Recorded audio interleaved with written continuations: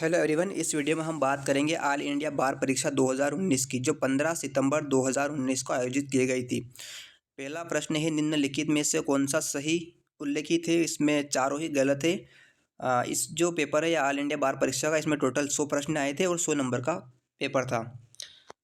चलिए इसे हल करते। नंबर 2, कथन ए पद्यम के संपार्श्विक समव्यवहार वैध है, कारण आर भारतीय संविदा अधिनियम की धारा 30 के तहत केवल पद्यम के करारों को शून्य घोषित किया गया है। ग, ए और आर दोनों सही है और आर ए का सही स्पष्टीकरण है। नंबर 3, होल्डर शब्द में शामिल है, प्राप्तकर्ता, वाहक, प्रश्नांकित तीनों ही सही है। ग। नंबर 4, मुस्लिम विवाह विघटन अधिनियम 1939 के तहत एक मुस्लिम पत्नी विवाह विच्छेद की मांग कर सकती है यदि उसका पति तक वैवाहिक दायित्व निभाने में विफल रहता है। ख, 3 वर्ष। नंबर 5, क्यूरेटिव याचिका की अवधारणा भारत के सर्वोच्च न्यायालय द्वारा किस मामले में शुरू की गई थी? क, रूपा अशोक हुरा बनाम अशोक हुरा AIR 2002 SC 1771। Number 6, right to fair legal aid को भारतीय संविधान के अनुच्छेद 21 के अधीन मौलिक अधिकार के रूप में किस मामले में मान्यता दी गई थी? चारों ही मामले गलत है। नंबर 7, मोहम्मद अलादाद खान बनाम मोहम्मद इस्माइल खान का मामला निम्न में से संबंधित है? ग, पितृत्व की अभिस्वीकृति। नंबर 8, निम्नलिखित में से किस मामले में सर्वोच्च न्यायालय ने 2017 में एक मुस्लिम पति द्वारा 3 तलाक की घोषणा को असंवैधानिक कहा था? क, शायरा बानो बनाम यूनियन ऑफ इंडिया। ये क्वेश्चन हर बार रिपीट हो रहा है। नंबर 9, संपत्ति के मेसने प्रॉफिट्स का अर्थ है? क, वे लाभ जिनको इस तरह की संपत्ति पर सदोष कब्जा किए गए व्यक्ति द्वारा वास्तव में प्राप्त किया गया, या हो सकता है कि साथ ही ऐसे लाभों पर भी ब्याज भी। नंबर 10, निम्नलिखित में से कौन एक विधिक प्रतिनिधि है? चारों ही गलत है। नंबर 11, जनहित याचिका निम्नलिखित में से किसकी अपेक्षा की छूट है? क, लोकस स्टैंडी। नंबर 12, निम्नलिखित में से कौन सा मामला जनहित याचिका का मामला नहीं है? तो क, केशवानंद भारती बनाम केरल राज्य AIR 1973 SC 1461। ये मामला जो है जनहित याचिका का नहीं है, लेकिन बहुत अच्छा जजमेंट है, इसको आप पढ़े। Number 13, bar council of India के नियमों के अनुसार निम्नलिखित में से क्या एक सीनियर एडवोकेट द्वारा किया जा सकता है? क, जूनियर एडवोकेट के निर्देश पर मुवक्किल की ओर से रियायतें दे। नंबर 14, लैटिन मैक्सिम यूबी जस इब्बी रेमेडियम के बारे में निम्नलिखित में से कौन सा सही है? क, जहाँ अधिकार है वहाँ उपाय है, या इसमें ये भी आ सकता है कि जहाँ अधिकार है वहाँ उपचार है, तो एक ही बात है। नंबर 15, लैटिन शब्द इंजोरिया साइन डेमनम का शाब्दिक अर्थ है? क, नुकसानी किए बिना कानूनी अधिकार का उल्लंघन। नंबर 16, दावा अधिकरण से संबंधित प्रावधान मोटरयान अधिनियम के अधीन दिया गया है? धारा 165 से 175। क। नंबर 16, रूल ऑफ लॉ का अर्थ होता है? क, कानून के समक्ष समानता। ख, कानून की सर्वोच्चता। ग, कानूनी भावना की प्रधानता। और ग, उपरोक्त सभी तीनों ही सही है। नंबर 18, रीट ऑफ क्वा वारंटो का उद्देश्य है? ग, किसी सार्वजनिक पद पर अवैध रूप से रहने वाले को हटाना। नंबर 19, रीट ऑफ सर्टिररी किसके विरुद्ध जारी किया जा सकता है? क, न्यायिक और अर्ध न्यायिक निकायों के बारे में। नंबर 20, भारत के सर्वोच्च न्यायालय ने किस मामले में यह अवनिर्धारित किया कि सरकारी या निजी चिकित्सा पेशे के प्रत्येक सदस्य का यह स्थायी दायित्व है कि प्रत्येक घायल व्यक्ति को बिना प्रक्रियात्मक औपचारिकताओं के तुरंत चिकित्सा सहायता दे? ग, परमानंद कटारा बनाम union of India AIR 1989 SC 2039। Number 21, Bharat के सर्वोच्च न्यायालय ने CBI को किस मामले में एक स्वतंत्र एजेंसी बनाने के लिए निर्देश जारी किया ताकि वह अधिक प्रभावी ढंग से काम कर सके और सार्वजनिक जीवन व उच्च स्थानों पर अपराध और भ्रष्टाचारों की जांच कर सके? ये चारों ही गलत है। नंबर 22, निम्नलिखित कथनों में से एक सत्य नहीं है, वह कौन सा है? ग, मजिस्ट्रेट की उपस्थिति में किसी व्यक्ति के सामने पुलिस अधिकारी की हिरासत से किसी व्यक्ति द्वारा की गई स्वीकारोक्ति साबित की जा सकती है। ये। नंबर 23, काश्मीरा सिंह बनाम मध्य प्रदेश राज्य किस विषय वस्तु का प्रमुख मामला है? ग, एक सह अभियुक्त की स्वीकारोक्ति। नंबर 24, निम्नलिखित में से कौन सा तथ्य भारतीय साक्ष्य अधिनियम की धारा 8 के अधीन दीवानी और आपराधिक मामलों में संगत नहीं है? ख, प्रयास। नंबर 25, भाटना का अर्थ है? ख, best alternative to a negotiate agreement. Number 26, माध्य स्तंभ और सुलह अधिनियम 1996 की धारा 9 किसके साथ संबंधित है? क, न्यायालय द्वारा लिए गए अंतरिम उपाय। 27, भारत में पहली बार सर जेम्स विल्सन द्वारा किस वर्ष में आयकर प्रस्तुत किया गया था? ग, 1860 में।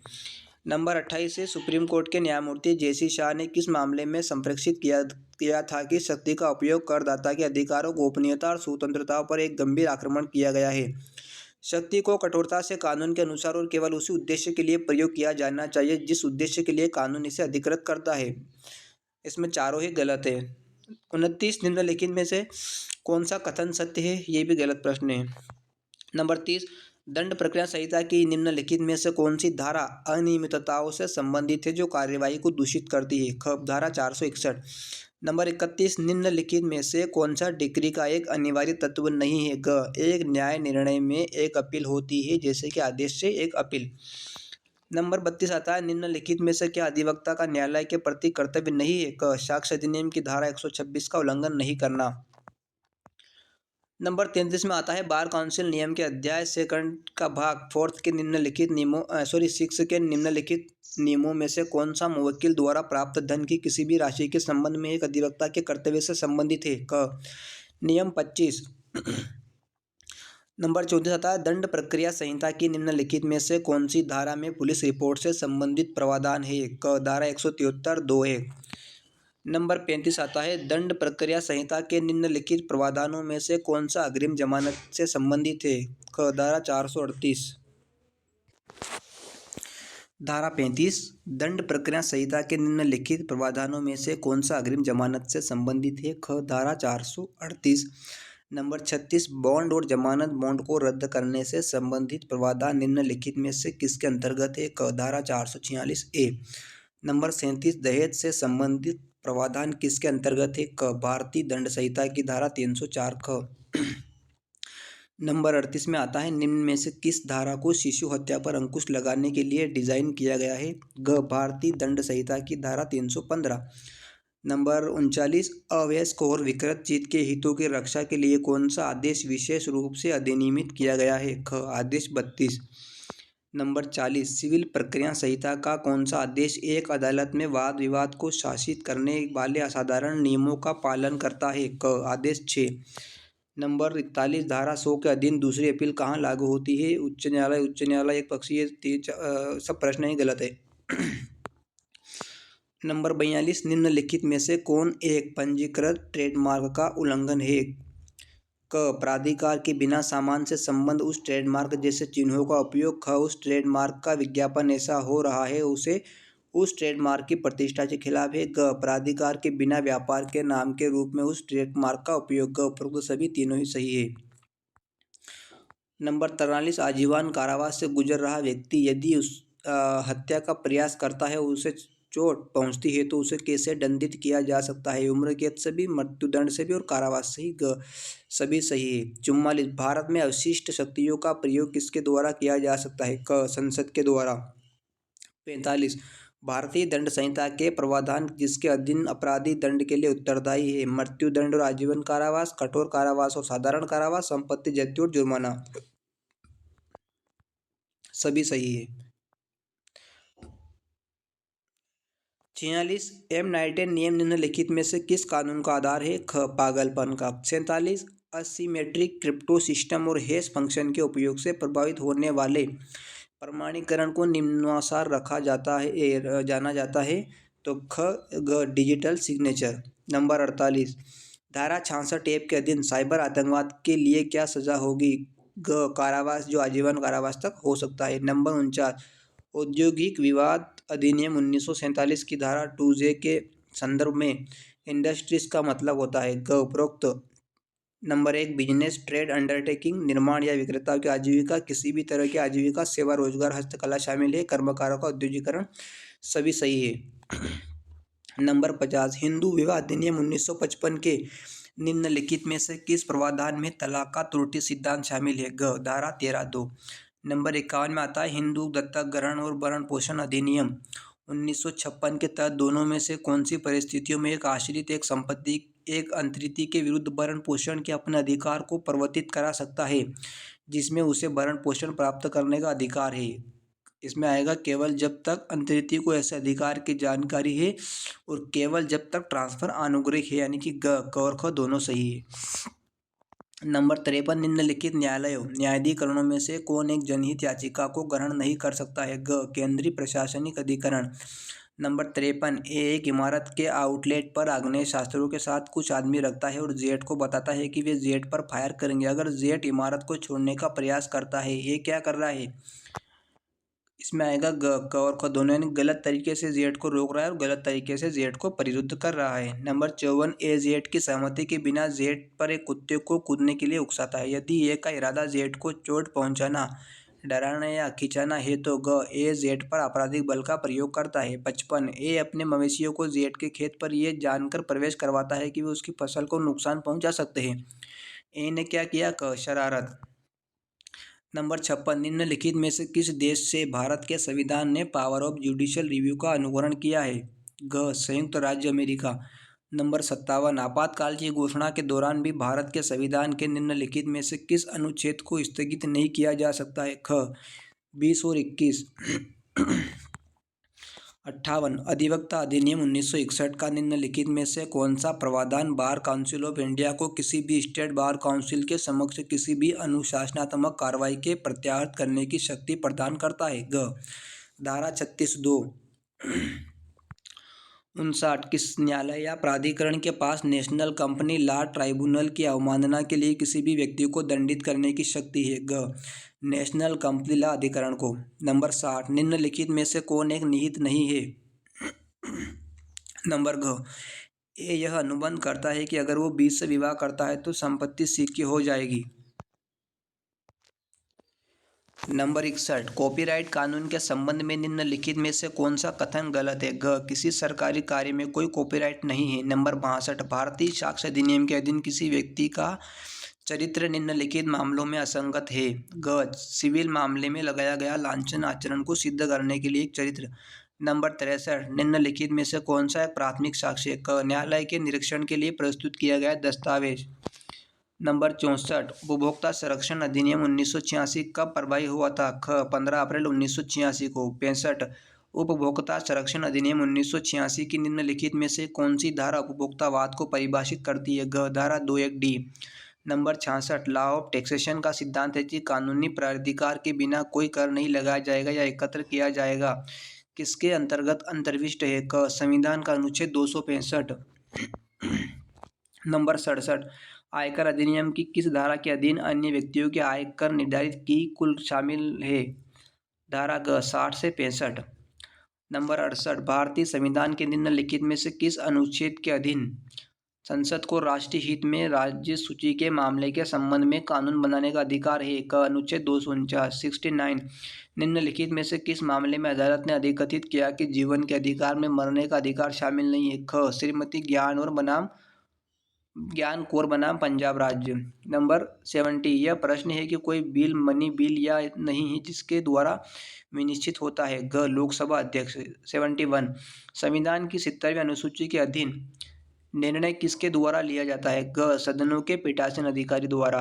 नंबर 72, निम्नलिखित में से किस मामले में सुप्रीम कोर्ट ने अभिनिर्धारित किया कि एक इंटरनेशनल कमर्शियल आर्बिट्रेशन वह है जिसमें भारत के बाहर आर्बिट्रेशन के अपने न्यायिक या कानूनी सीट? इसमें आएगा भारतीय इंटरनेशनल बनाम बुक ट्रेडिंग ऐसे 2002 फॉर SSC 105। नंबर 73, हिंदू उत्तराधिकार अधिनियम 1956 के निम्नलिखित प्रावधानों में से कौन सा राजगामी होने के बारे में अधिकथित करता है? धारा 29। नंबर 74, इनमें से कौन सा एक विदेशी अधिनिर्णय है? फॉरेन स्टेट आर्बिट्रेशन में पारित अधिनिर्णय। नंबर 75, यदि कोई पुरुष किसी ऐसी लड़की से शादी करता है तो उसके साथ निषिद्ध रिश्ते में और उनके रिवाज इस तरह के विवाह की अनुमति नहीं देते हैं तो इस तरह के व्यक्ति को कैसे दंडित किया जाएगा? हिंदू विवाह अधिनियम 1955 की धारा 18B। नंबर 76, हिंदू विवाह अधिनियम 1955 की कौन सी धारा यह निश्चित करती है कि एक शून्य विवाह से हुआ शिशु वैध होगा?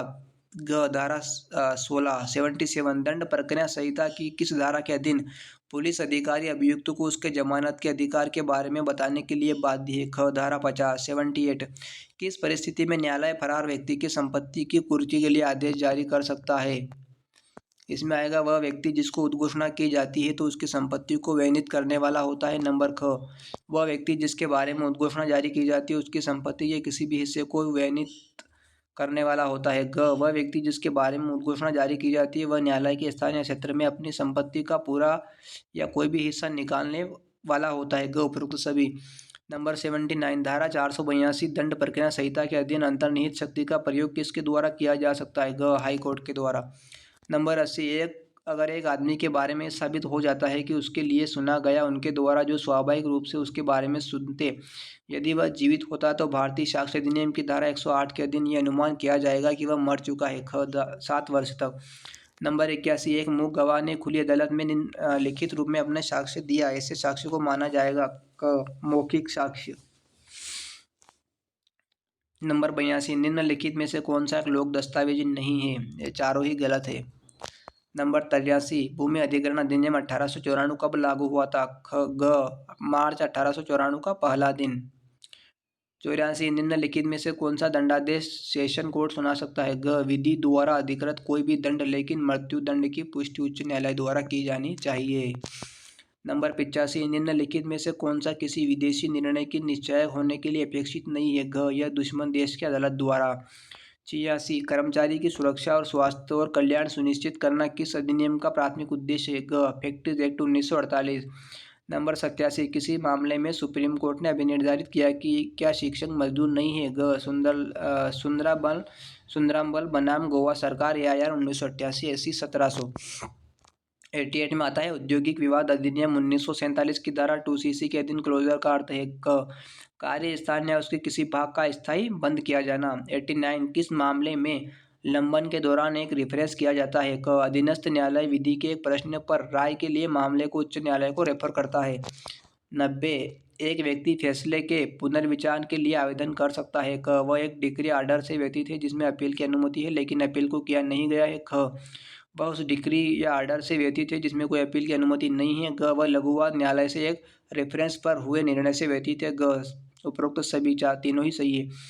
91 में आएगा, निम्नलिखित में से मामले में किस मामले में पुनरीक्षण का उपचार उपलब्ध नहीं है? क, मामले जिसमें पहली अपील होती है। ख, मामले जिसमें दूसरी अपील होती है। ग, इंटरलोक्यूटरी ऑर्डर। ग, तीनों ही सही है।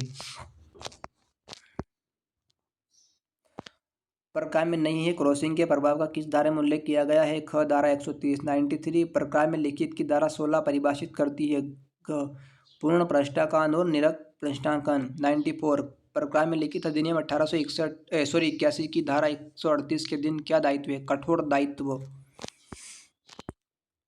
नंबर 95, भूमि अधिग्रहण अधिनियम 1894 के उद्देश्य है। ग, लोक प्रयोजनों और कंपनियों के लिए भूमि अधिग्रहण के कानून में संशोधन करने की एक अधिनियम। 96, दंड प्रक्रिया संहिता की निम्नलिखित में से किस धारा के अधीन पुलिस अधिकारी बिना वारंट के किसी अभियुक्त को गिरफ्तार कर सकते हैं? ख, धारा 41। 97, दंड प्रक्रिया संहिता 1973 के अधीन निम्नलिखित में से कौन सा न्यायालय हत्या के मामले का विचारण कर सकता है? ग, सेशन कोर्ट। नंबर 98, यह कंपनी के आंतरिक प्रबंधन मामलों से संबंधित है। ख, एसोसिएशन का अनुच्छेद। नंबर 99, लोक दायित्व बीमा अधिनियम कब अधिनियमित किया गया था? क, 1991। और 100, इन्वायरमेंटल इम्पैक्ट असेसमेंट EIA किसके तहत अनिवार्य है? ग, पर्यावरण संरक्षण अधिनियम। इस तरह से आपका ये पूरा पेपर हल हो गया है। धन्यवाद।